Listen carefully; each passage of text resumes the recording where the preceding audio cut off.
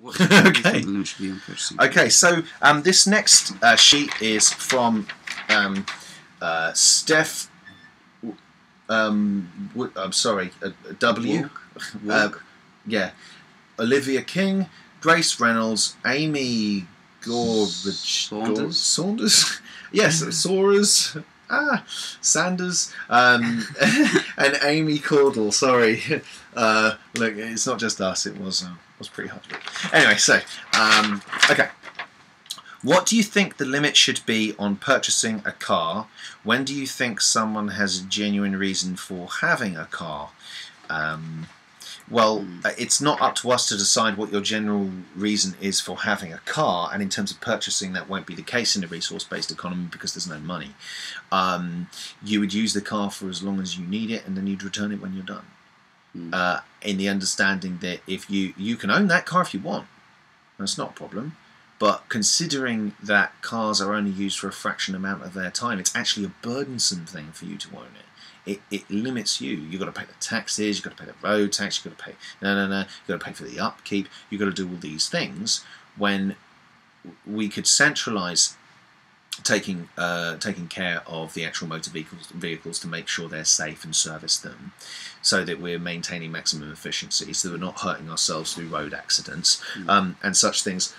And because of all of these things, if you insist on owning one of everything, then we will run out of resources very quickly. What we would prefer to do is create a living scenario with some of the building of things like our circular city designs at the Venus Project, or the Venus Project circular city designs, whereby things would be made access abundant.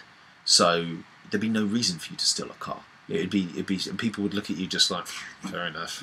It'd be so odd, almost like if you were walking down the street in our society, giving away $50 quid notes, going, there you go, have 50 quid, have 50 quid, have 50 quid. It would be almost like that, because it'd be like, why are you doing that? We share resources responsibly. We make sure that they're more open source and more efficient for everyone. It's a very, very different way of thinking.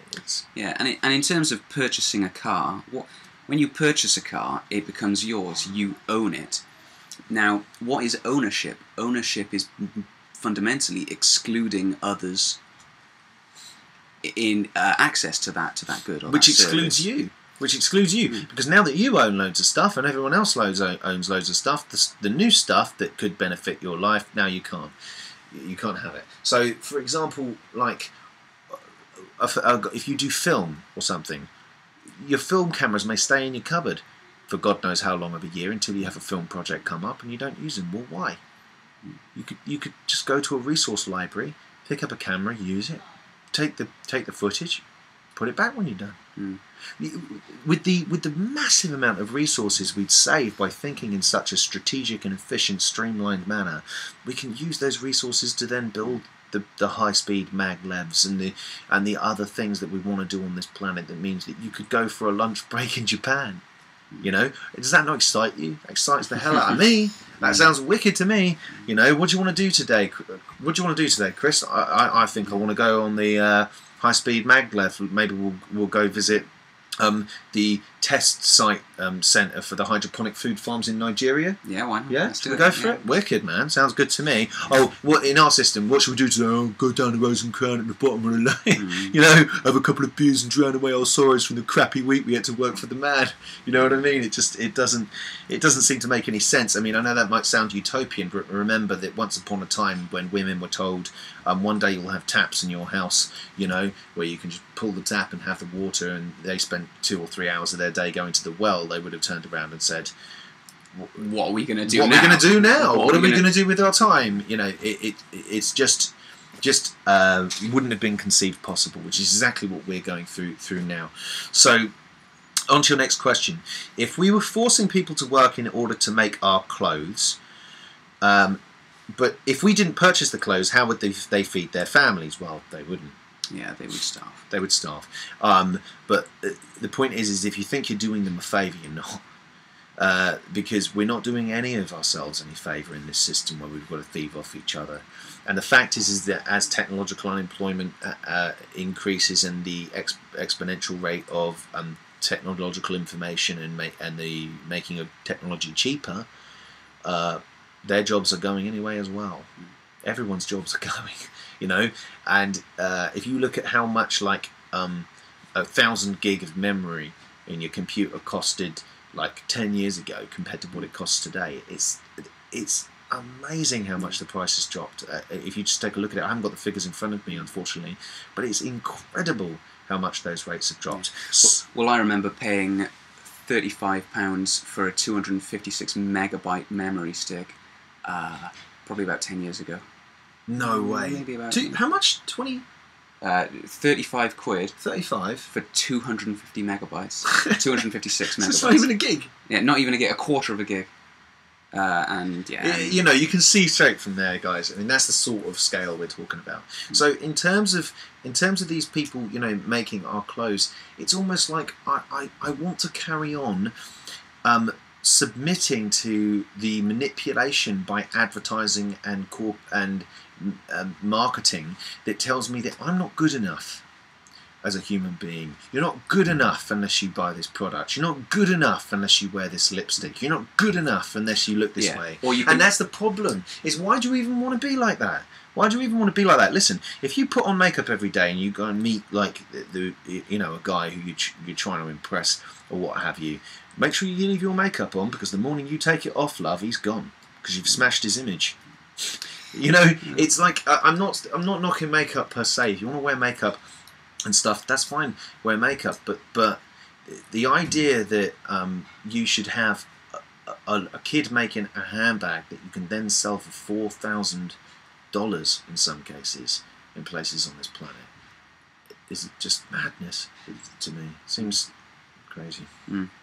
Yeah. Especially when we can make clothes. This is the whole point of what we're talking about here, especially when you can make clothes far more efficiently. I mean, with nano clothes, if you check out like nanotechnology in clothes, you can actually take like chocolate sauce, pour it on your t-shirt, and just go. See, yeah. And if you have such contraptions as rollers, where you roll your clothes when wet to dry them off through rollers, the friction created from that can then start to feed electricity to the blinds on your window that can basically trap dust and other particles coming into your house to stop the need for hoovering. So you're drying your clothes, you're doing this. It's an integrated form of thinking, but also in other advents with clothes that there must be self-oxidizing clothes as well with sunlight. They then oxidize, so they smell nice. Yeah, we could do things like that. There's recycling protocols built into the making of clothes. Shoes wouldn't break down, so you wouldn't be able to go in a shoe zone every 2 weeks because your trainers have got great big holes in them and your socks are wet. You know, nothing's not built to last in this system. It's built to break down so that it can be resold to you again at a higher state of profit. So in terms of feeding their families, that's the whole point. The whole point is because you need money for them to feed their families. That's where we've got to go with this. We can feed them, sod the money. It's irrelevant. It's a case of proverbially putting the cart before the horse. We're not doing them a favour by consuming an ever greater number of goods in order that they can retain employment, because the jobs are disappearing whether we buy the stuff or not. So, yeah, it's not a good enough argument to say we need to keep buying things in order to keep people employed. Plus, why are we even buying stuff from a country 2,000 miles away or 4,000 or whatever it is miles away? Localised production. That's what a resource-based economy is all about. Why would you want to get your clothes from over here and things from over there? You know, in France and Italy, I think Italy grows apples. They move them to France to be cleaned, to come back to Italy, because economically that unbelievably makes more sense.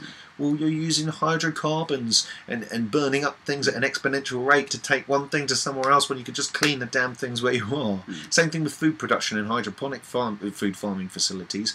Why are we getting our food delivered from here, there, everywhere else when we could localise production? This is a localised production, and part of the protection of the system is because it's localised, it's not subject to larger order state control. It's a localisation, a decentralisation, if you will.